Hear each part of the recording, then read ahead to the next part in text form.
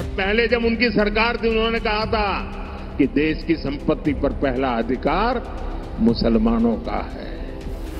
इसका मतलब ये संपत्ति इकट्ठी करके किसको बांटेंगे?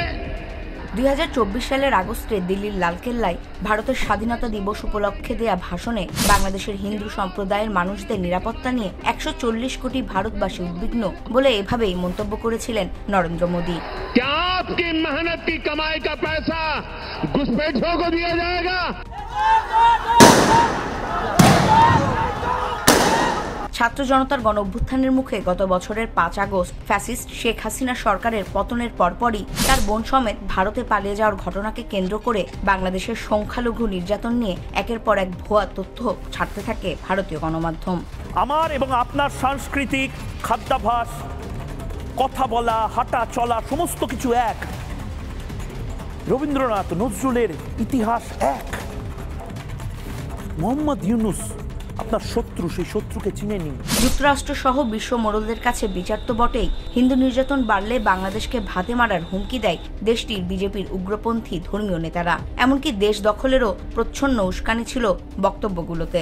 Time has come that the world should know what Bangladesh is doing to its own people and they should be exposed by India at the highest level in the international forum. অথচ ভারতে বছরের পর বছর সংখ্যালঘু নির্যাতন নতুন কিছু নয়। কখনো মুসলিমদের জোর করে জয় শ্রীরাম বলানো, কখনো মসজিদ ভেঙে মন্দির নির্মাণ, আবার কখনো গোহত্যার দায়ে হত্যা, এমনকি দেশটির সংখ্যালঘুদের ঘরবাড়ি ভেঙে ফেলা নিত্যদিনের ঘটনা। এ অবস্থায় প্রবাদে আছে, নিজের বেলায় আটিসাটি, পরের বেলায় চিমটি কাটি। এর মানে হলো বাংলাদেশের সংখ্যালঘু নির্যাতন নিপীড়ন ইস্যুতে এতই সোচ্চার ভারতের বিজেপি সরকার, যিনি দেশের সংখ্যালঘু হত্যা বা নির্যাতনের কথা রীতিমতো ভুলেই গেছে, যা প্রকৃত তথ্য উপাত্ত দিয়ে আবারও একবার মনে করিয়ে দিল ওয়াশিংটন ভিত্তিক গবেষণা সংস্থা ইন্ডিয়া হেট ল্যাব।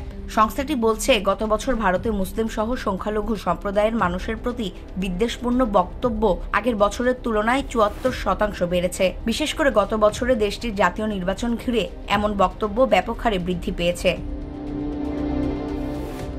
2024 সালে ভারতে এমন 1165টি উদাহরণ নথিবদ্ধ করেছে ইন্ডিয়া হেট ল্যাব। সেগুলোকে বিদ্বেষপূর্ণ বক্তব্য হিসেবে বিবেচনা করা হয়েছে।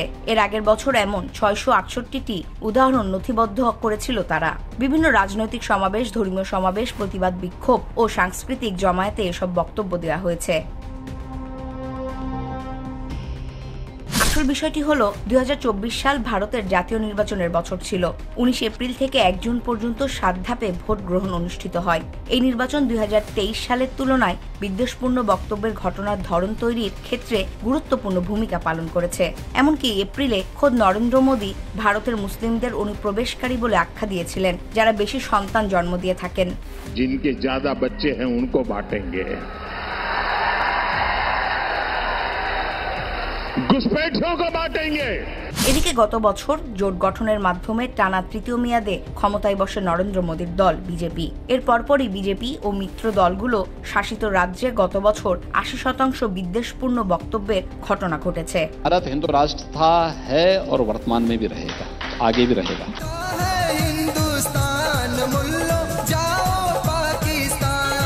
যদিও এই প্রতিবেদন নিয়ে এখনো কোনো মন্তব্য করেনি ওয়াশিংটনে অবস্থিত ভারতীয় দূতাবাস।